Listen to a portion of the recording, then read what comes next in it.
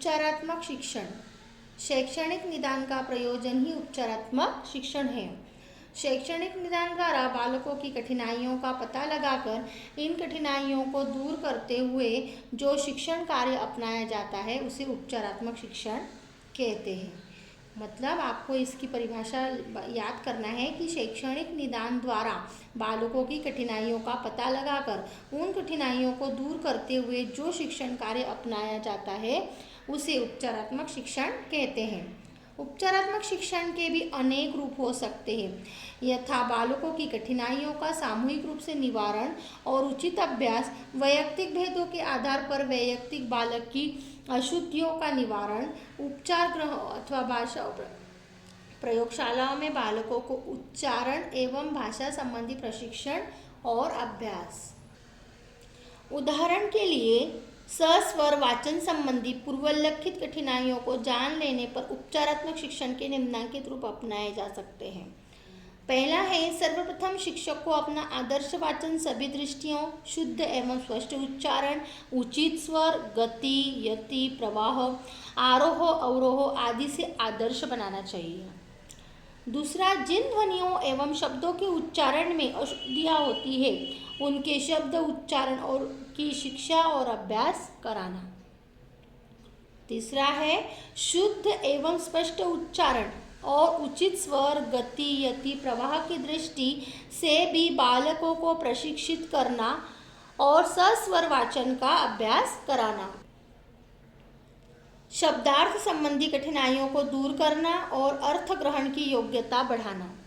अच्छे अवतरणों का चयन कर वाचन कराना, वाचन में रुचि उत्पन्न करना, अधिक वाचन के लिए प्रोत्साहित करना।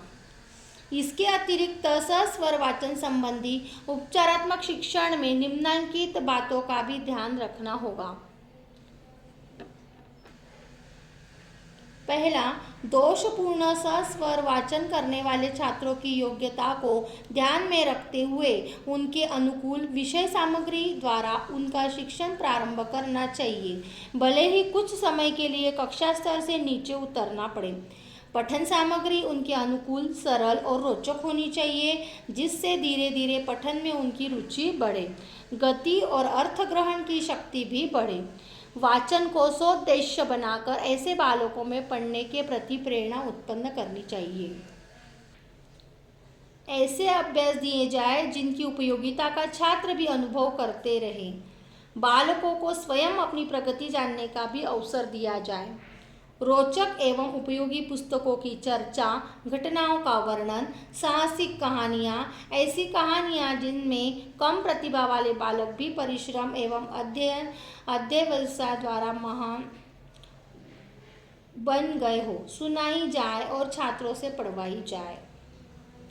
बालक में छिपी हुई किसी विशिष्ट प्रतिभा, योग्यता, कुशलता का उसे आभास कराना, जिससे उसकी हीन भावना दूर हो, संकोच और झिझक दूर हो, आत्मसम्मान का भाव पैदा हो और वह निर्भीक बने।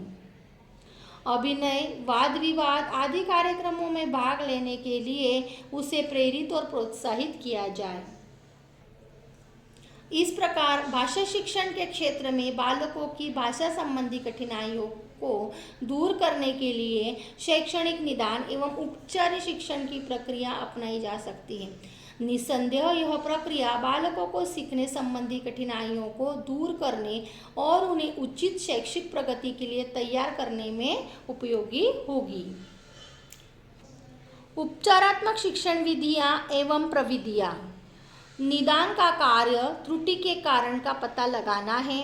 उसके निराकरण के लिए विशिष्ट विधियों एवं प्रविधियों का चयन किया जाता है। यह शिक्षण सामान्य शिक्षण से भिन्न होता है। यह व्यक्तिगत अधिक होता है। इसलिए शिक्षण तथा अनुदेशन की व्यक्तिगत विधियों का प्रयोग किया जाता है। इसके लिए अभ्यास के साथ प्रमुख विधियाँ निम्नलिखित है। पहला है, अभिक्रमित अनुदेशन में शाखीय अनुदेशन प्रमुख है। दूसरा, अनुवर्ग शिक्षण सामान्य शिक्षण के उपरांत व्यवस्था की जाती है।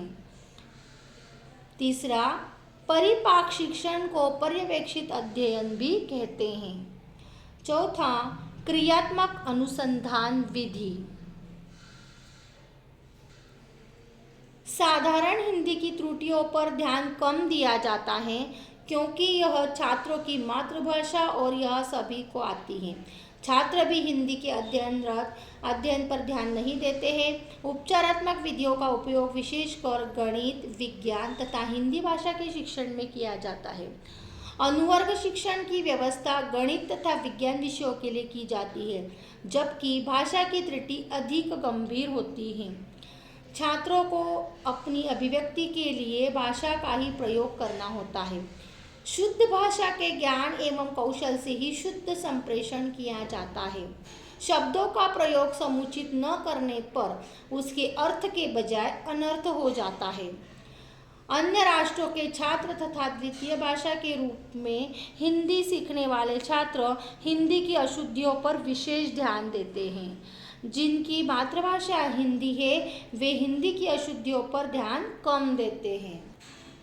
हिंदी भाषा की त्रुटियों एवं अशुद्धियों के सुधार से हिंदी भाषा की गरिमा रखी जा सकती है और शुद्ध संप्रेषण किया जा सकता है।